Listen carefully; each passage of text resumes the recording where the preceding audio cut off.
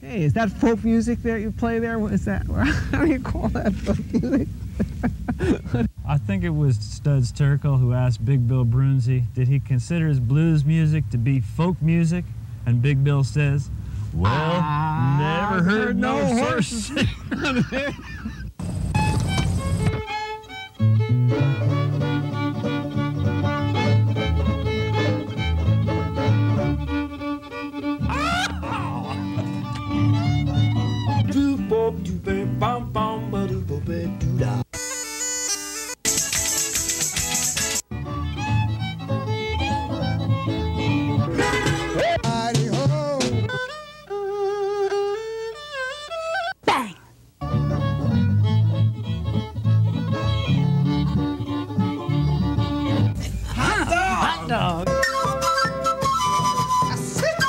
Don't hesitate.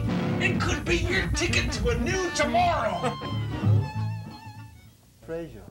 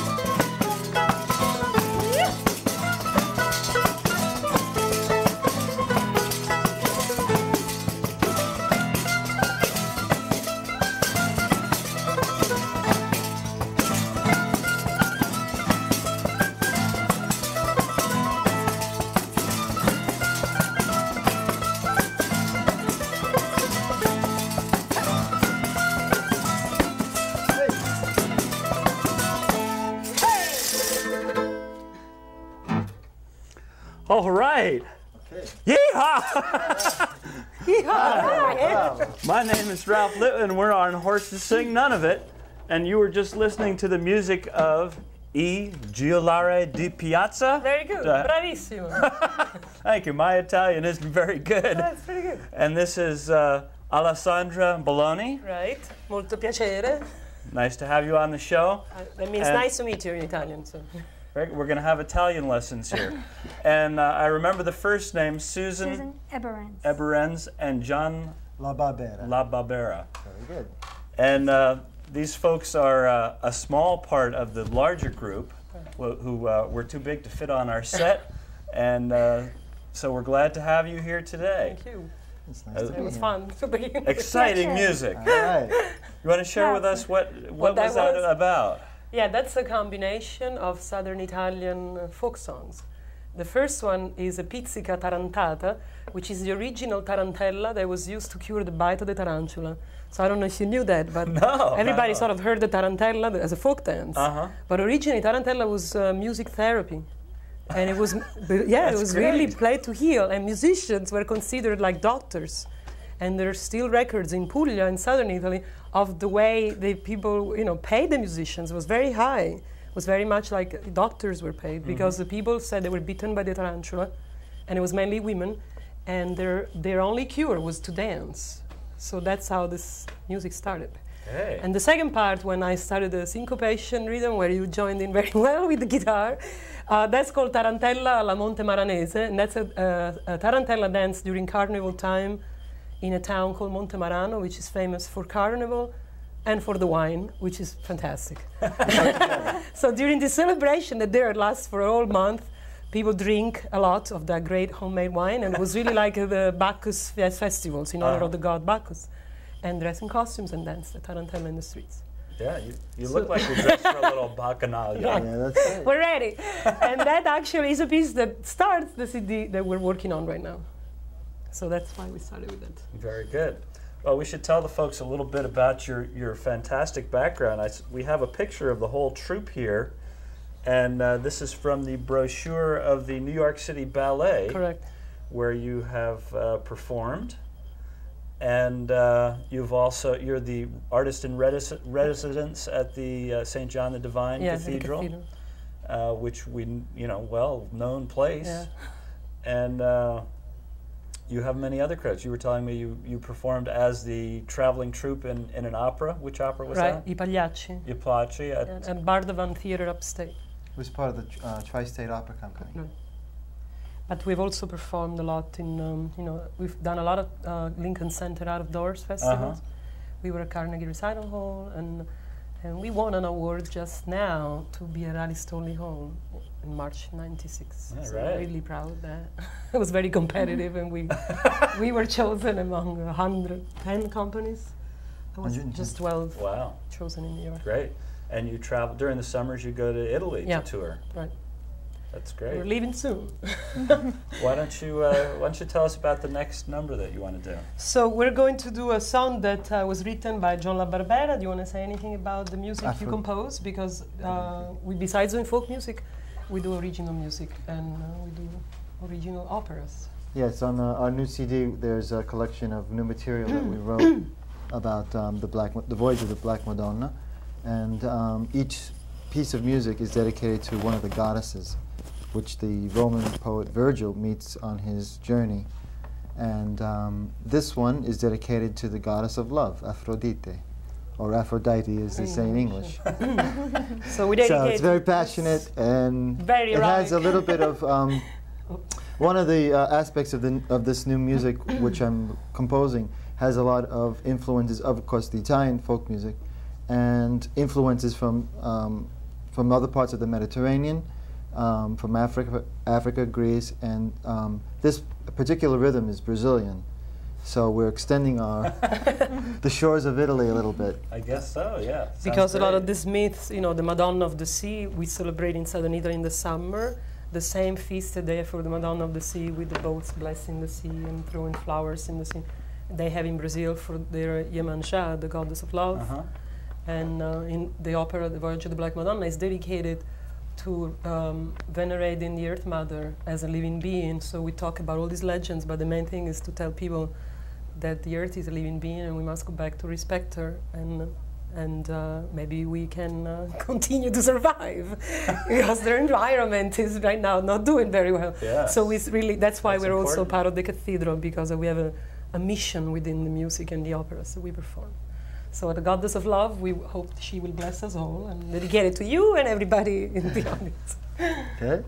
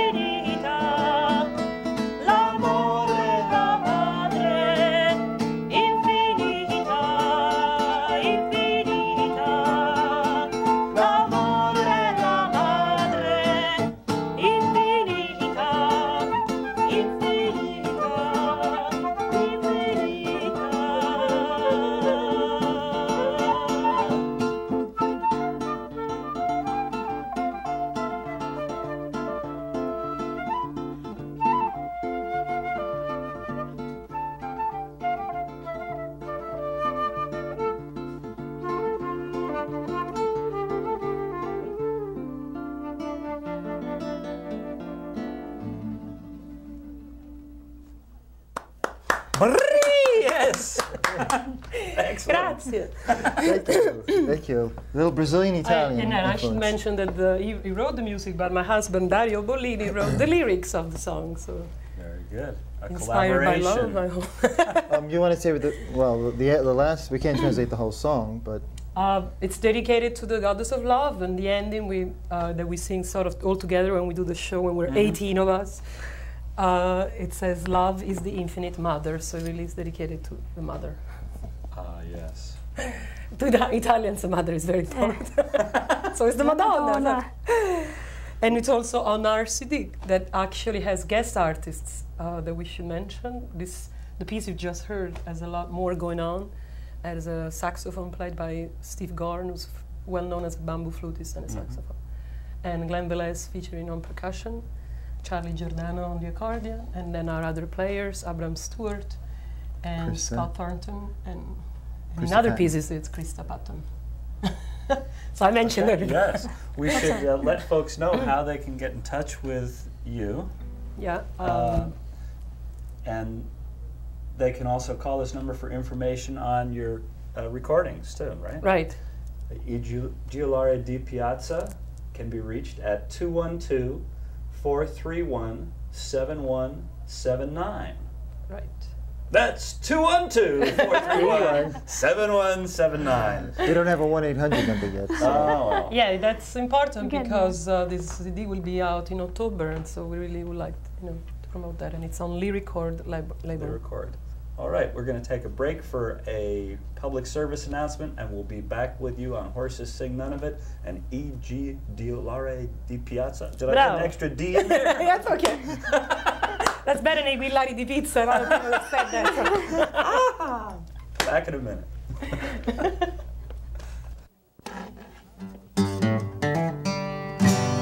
Howdy folks, Ralph Litwin here.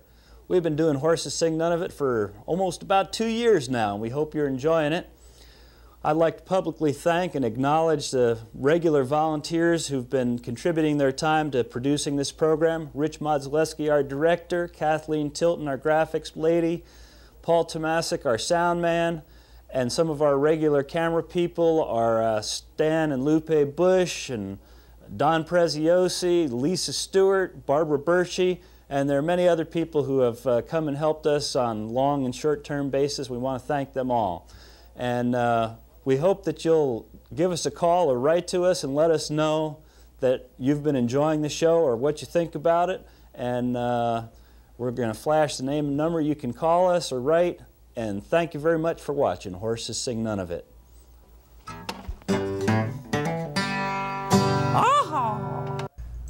Hey folks, I'm Ralph Litwin. We're back on Horses Sing None of It with E. Giullari di Piazza. I think I got it right that time.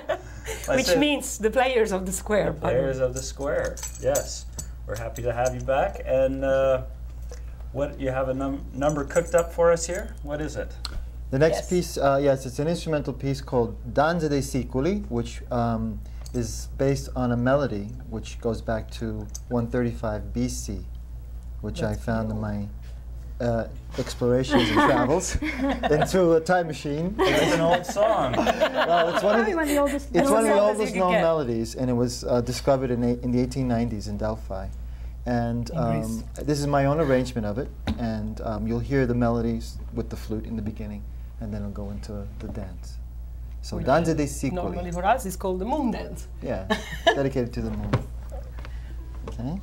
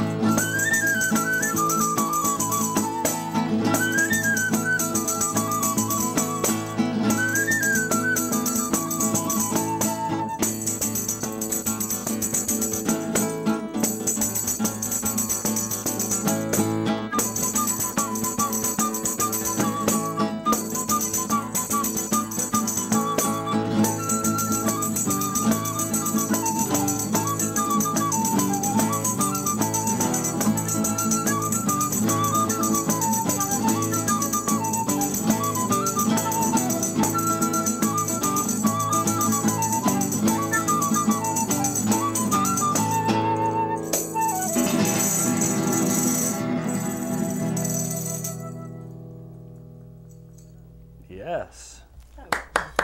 Wonderful. Very good, Susan.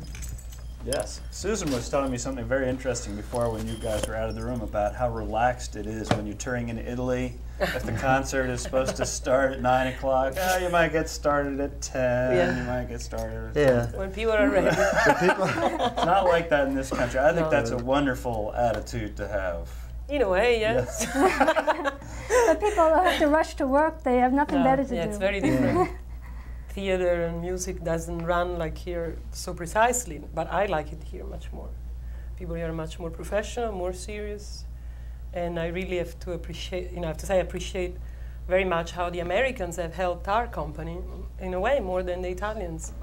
The cathedral is Episcopal, is not a Catholic cathedral, and we're there thanks to the Dean Morton, who's not Italian, and him and his wife just happen to love Italy and Sicily. And a lot of our career has been like that. So I am very thankful to the Americans. That's great. Good. Well, you helped me to learn a harmonica part for an Italian piece here. It's going to be sort of a fusion thing that we're going to take it out with. Oh. This time has just passed so quickly. I can't believe that the show is coming to a close already. But it's been fun. Yes, thank you for coming on, and I'm looking forward to playing this little piece of music as we take it out here.